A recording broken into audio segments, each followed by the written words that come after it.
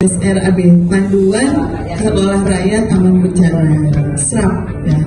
Nah itu ya, alhamdulillah, bismillah, kita hari ini sudah menginjak hari kedua penyusunan panduan ini, dan tadi malam kita sudah mendengarkan paparan draft panduan dari Pak Yusra TV dan Pak Afianto, dilanjutkan berdiskusi hingga pukul 9 lewat tadi malam. Dan hari ini insya Allah sebelum kita melanjutkan diskusi kelompok, kita akan mendengarkan seksama arahan atau penyampaian materi terkait kelanjutan dari beberapa hal yang kita bahas. Sobat Sosial, penyusunan panduan kesiapsiagaan bencana sekolah rakyat telah berhasil dilaksanakan dengan hasil yang memuaskan. Proses ini dibagi menjadi 3 kelompok isu strategis yang dibahas dalam penyusunan panduan tersebut. Nanti kita akan lanjut kembali ke di sini mungkin sekedar rekap saja. Kemarin kita sudah membahas mengenai pengkelompokan dan juga struktur panduan yang ada. Semoga semuanya sudah masuk grup ya, jadi bisa mengakses juga dokumen Google Docs-nya. Mungkin di mana kita ada ringkas beberapa bab gitu ya, yang mungkin dia sifatnya lebih ke teori, tapi justru kita ingin memperkuat yang kita sekarang saat ini bahas ya, tentang penyelenggaraan SR-nya sendiri, seperti sosialisasi, tim siaga bencana, kajian risiko, simulasi, dan seterusnya.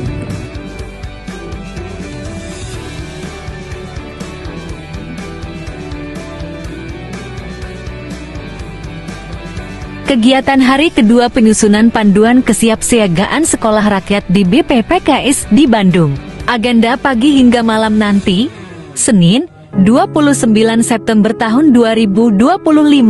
Kegiatan penyusunan panduan sekolah rakyat aman bencana. 1. Mendengarkan penyajian materi dari Dr. Afianto, IST, MRS, terkait pedoman yang akan disusun. 2. Melaksanakan diskusi kelompok yang sudah dibentuk minggu malam dalam 3 kelompok dengan pokok bahasan. Kelompok 1 kajian risiko bencana, pembentukan tim siaga, peningkatan kapasitas. Kelompok 2 sosialisasi edukasi, siaga bencana, pengadaan perlengkapan darurat, peningkatan SOP, pelaksanaan simulasi, koordinasi multipihak. Kelompok 3 rencana pendidikan di masa darurat, LDP, pemulihan pendidikan pasca bencana. 3 pleno, 4 di-sharing tiap kelompok. Kelompok tersebut dibagi ke 3 kelompok antara lain. Kelompok 1 Bapak Afianto MPBE, kelompok 2 Bapak Yusra TV Predik, kelompok 3 Mbok Maulida Yustika Predik. Manfaat panduan kesiapsiagaan bencana antara lain meningkatkan kesadaran dan kesiapsiagaan siswa dan guru dalam menghadapi bencana, mengurangi risiko dan dampak bencana di sekolah rakyat, meningkatkan kemampuan sekolah rakyat dalam menanggapi bencana dan melakukan evaluasi mandiri.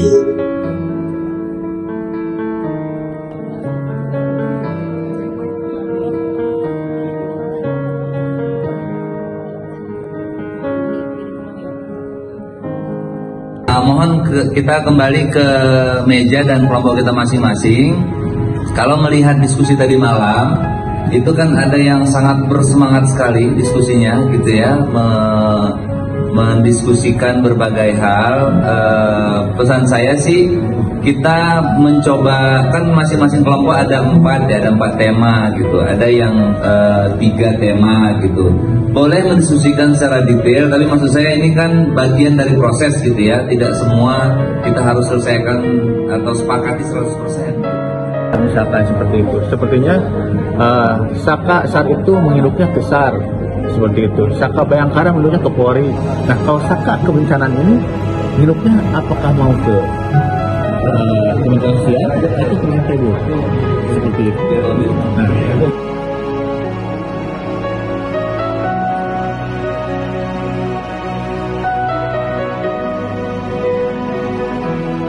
Penyusunan panduan kesiapsiagaan bencana sekolah rakyat telah berhasil dilaksanakan dengan hasil yang sangat memuaskan.